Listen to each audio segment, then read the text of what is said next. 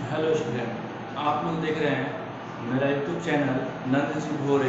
आज मैं आप लोगों के सामने लेके आया हूँ इतिहास। इतिहास में वेदांत वेद आप लोगों को मैंने पहले पढ़ा दिया है। ऋग्वेद, सामवेद, यजुर्वेद और अथर्ववेद के बारे में बता दिया है। और उसमें जितने भी वेद के जितने भी ऋचाएँ हैं सब आपको बता दिया है पिछली वीडियो में। आज हम देखेंगे वेदांत। वेदांत में देखेंगे, आप लोगों को सामने दिखाएंगे। देखिए वेदांत वेदांत को देखेंगे। वेदों को भली भांति समझाने के लिए वेदांत की रचना की गई। वेदों को सुस्पष्ट यानी भली भांति पढ़ने और समझने के लिए वेदांत की रचना हुई। वेदांत की रचना हुई। और आगे देखेंगे वेदों की संख्या 6 है।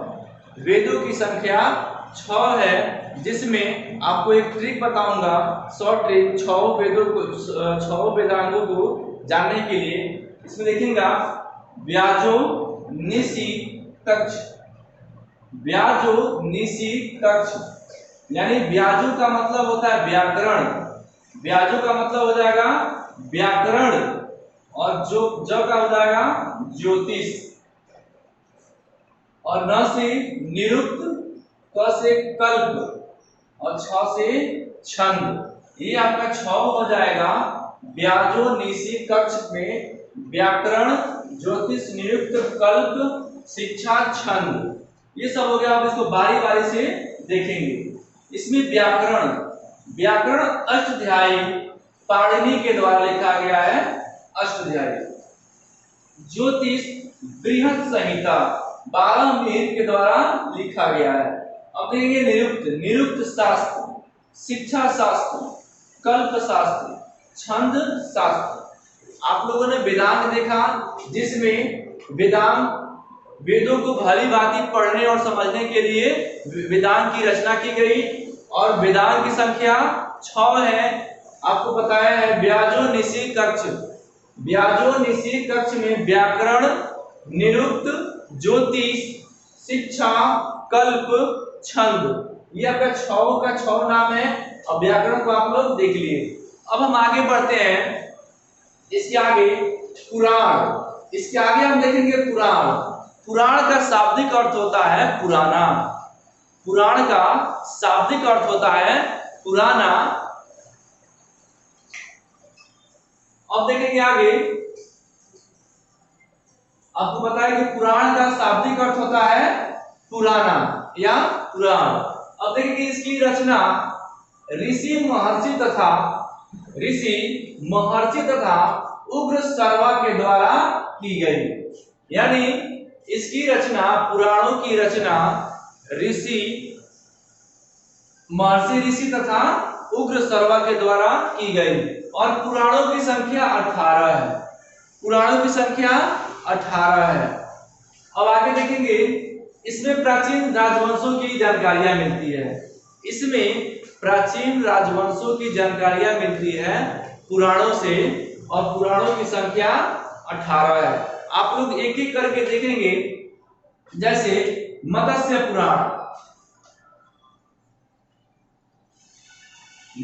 पुराण, विष्णु पुराण, उसके बाद से देखेंगे पद्म पुराण, ये सब अग्नि पुराण, भागवत पुराण, मार्कंडेय पुराण, नारद पुराण, ये सब करके 18 टोटल पुराणों की संख्या है।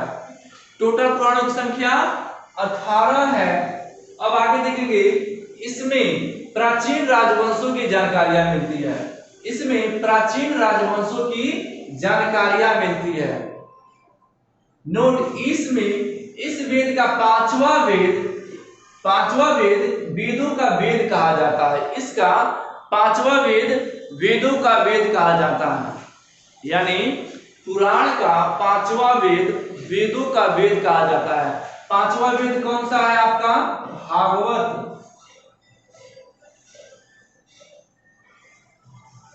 आपका 5वां वेद है भागवत पुराण। 5वां वेद कौन सा है? भागवत पुराण। यही कहलाता है क्या? वेदों का वेद कहलाता है। यानी 18 में सबसे सबसे बड़ा वेद यही है, वेदों का वेद कहा जाता है। अब आगे देखेंगे विष्णु पुराण। विष्णु पुराण इसमें कहा गया है, इससे मौर्य वंश की जानकारी मिलती है। इससे किसकी जानकारी मिलती है? मौर्य वंश की जानकारी मिलती है। विष्णु पुराण से मौर्य वंश की जानकारियां मिलती है। अब आगे देखेंगे मत्स्य पुराण। आगे देखेंगे मत्स्य पुराण, इससे सातवाहन वंश की जानकारियां मिलती है। इससे सातवाहन वंश की जानकारियां मिलती है। इससे मत्स्य पुराण से आपको आगे बताएंगे सातवाहन वंश और मौर्य वंश के बारे में अलग से वीडियो बनेगा, उसमें आपको बता दिया जाएगा डिटेल्स में कि मौर्य वंश का उदय किसने किया और मौर्य वंश का आखिरी शासक कौन था और सातवाहन का किसने, सातवाहन वंश के संस्थापक कौन हुए और सातवाहन के अंतिम शासक कौन हुए। अंतिम शासक हुए YSS यज्ञश्री सुतकर्णी। यज्ञश्री सुतकर्णी हुए अंतिम शासक, ये आपको सातवाहन में पढ़ा दूंगा। अब आगे देखते हैं मत्स्य पुराण में किसकी जानकारी मिलती है? सातवाहन की जानकारी मिलती है तथा इसमें विष्णु भगवान के 10 अवतारों के बारे में वर्णन किया गया है। सातवाहन वंश में की जानकारी मिलती है मत्स्य से और उसके बाद से इसमें भगवान विष्णु की 10 अवतारों का वर्णन किया गया है। अब देखेंगे वायु पुराण। नेक्स्ट में देखेंगे वायु पुराण, इससे गुप्त वंश की जानकारी मिलती है। वायु पुराण से गुप्त वंश की जानकारियां मिलती है। आप लोग वेदांत और पुराण दोनों के बारे में देख लिए। इसके आगे आप लोग देखेंगे, इस वीडियो को पॉज करके नोट कर लीजिए। चलिए इसी में आप लोग देखेंगे कि हमने बताया वायु पुराण। वायु पुराण में इससे गुप्त वंश की जानकारियां मिलती है और इसी में लिखा गया है कि इसमें लिखा गया है कि समुद्रगुप्त का घोड़ा, गुप्त वंश में समुद्रगुप्त का घोड़ा 3 समुद्र का पानी पीता है। 3 समुद्र का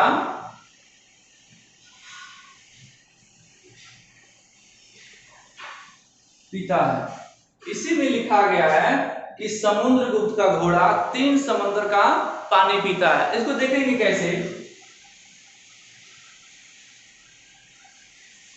ये आपका मैप हुआ, यानी इसमें समुद्रगुप्त का ये केवल दक्षिण का हिस्सा ही गुप्त शासकों का था।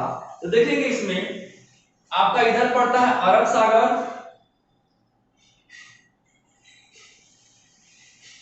आपका ये अरब सागर हो गया।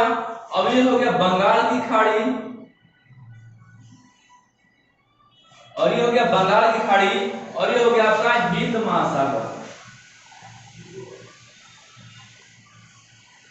ये आपका हो गया हिंद महासागर और इसी में यानी पूरा दक्षिण भारत का हिस्सा गुप्त शासक का था।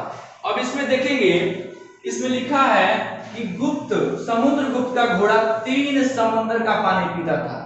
यानी एक तो हो गया अरब सागर और दूसरा बंगाल की खाड़ी और तीसरा हिंद महासागर।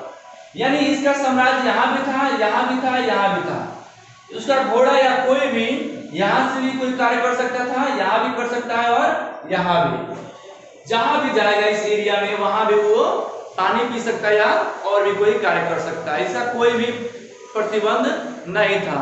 चलिए मैं आशा करता हूं कि आप लोग को ये मेरा वीडियो पुराण और वेदांत आपको अच्छा लगा हो तो सभी दोस्तों के साथ शेयर करें ताकि उनको भी पढ़ने में मदद मिले और मेरे चैनल को सब्सक्राइब करें, शेयर करें ताकि और भी मुझे खुशी मिले आपको वीडियो बना करके और भेजूं ताकि आपको पढ़ने में सहूलियत मिले। धन्यवाद।